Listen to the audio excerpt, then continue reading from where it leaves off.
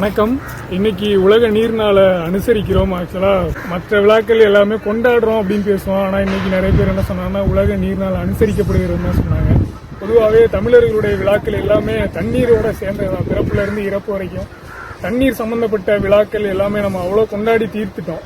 உண்மையை சொன்னா தீர்த்துட்டோம். கொண்டாட்டங்களை மட்டும் இல்ல, தண்ணியவும் தீர்த்துட்டோம். அப்படி இருக்கும்போது நம்ம தமிழ்நாடு கத்தோலிக்க இளைஞர் இயக்கத்தினுடைய ஒரு முன்னெடுப்பா பக்கத்தில் இருக்கக்கூடிய நீர்நிலைகளுக்கு சென்று வீடியோ எடுக்க சொன்னாங்க. அது மாதிரி நான் இன்னைக்கு வீடியோ எடுத்துக்கிட்டு இருக்கோம். நான் ஆக்சுவலா இன்னைக்கு காலையில 3 ஏரிகள் பார்க்கறதுக்கு வாய்ப்பு இருந்தது. திருச்சேரியில உள்ள ட்வின் லேக் அப்படின்னு சொல்லிட்டு 2 ஏரிகளும், தாளம்பூர்ல இருக்கக்கூடிய ஒரு ஏரியும் பார்க்கறதுக்கான வாய்ப்பு கிடைத்தது. அப்போ நெட்ல தேடி பார்த்தப்போ ஒரு சுவாரஸ்யமான தகவல்கள்லாம் கிடைச்சது. தாளம்பூர்ல இருக்கிற ஏரி வந்து கிட்டத்தட்ட 70 ஏக்கருக்கு கிட்ட இருக்கிற ஏரி.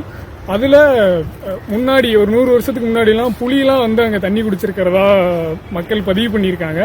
அந்த தண்ணியை தான் இப்போ வந்து அங்க சுத்தி இருக்கக்கூடிய ஆயிரக்கணக்கான கிட்டத்தட்ட லட்சத்தை நெருங்கக்கூடிய அளவு எண்ணிக்கையில் உள்ள ஐடி எம்ப்ளாயீஸ், அந்த தொழில்நுட்ப வல்லுநர்கள்லாம் அங்கெல்லாம் அவங்களுக்கான தண்ணீர் தேவை அந்த ஏரி தான் தீர்த்துக்கிட்டு இருக்கு.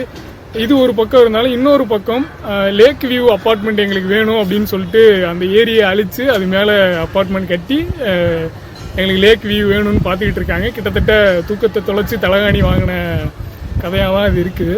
இதையெல்லாம் பார்த்துக்கிட்டு இருக்கும்போது நமக்கு இந்த இடம் வந்து பெருங்குடியில் இருக்கக்கூடிய சூழலியல் பூங்காவுக்கு வந்திருக்கிறோம். எனக்கு பின்னாடி இப்போ தண்ணி தெரியும். இது வந்து மனிதனால் உருவாக்கப்பட்ட ஒரு நீர்நிலை. இதுக்கு என்ன வரலாறு அப்படின்னா, இங்க ஏற்கனவே வந்து இது ஒரு அரசாங்க நிலம், 5.5 ஏக்கர் கொண்ட அரசாங்க நிலம். இயற்கைக்கு தீங்கு விளைவிக்கக்கூடிய குப்பைகள்லாம் நிறைய கொட்டிக்கிட்டு இருந்தாங்க. அதுக்காக கவர்மெண்ட் அப்புறம் நிறைய தன்னார்வ தொண்டு நிறுவனங்கள்லாம் சேர்ந்து அதற்கான முன்னெடுப்பா எடுத்து இப்போ இந்த 5.5 ஏக்கரையும் நிறைய உங்களால பார்க்க முடியும். சுற்றிலும் மரங்கள் நட்டு பல்வகையான மரங்கள் நட்டிருக்காங்க. இங்க செயற்கையா ஒரு நீர்நிலையும் அமைச்சிருக்காங்க.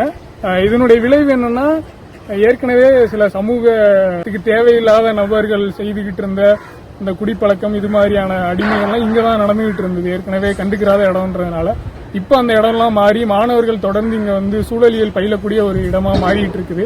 இங்க நான் ஒரு விஷயம் சொல்லணும்னு ஆசைப்படுறேன். நம்ம பொதுவாகவே 3வது உலகப் போர் வந்து நீருக்காக வரும், தண்ணீருக்காக வரும்னு சொல்லுவோம்.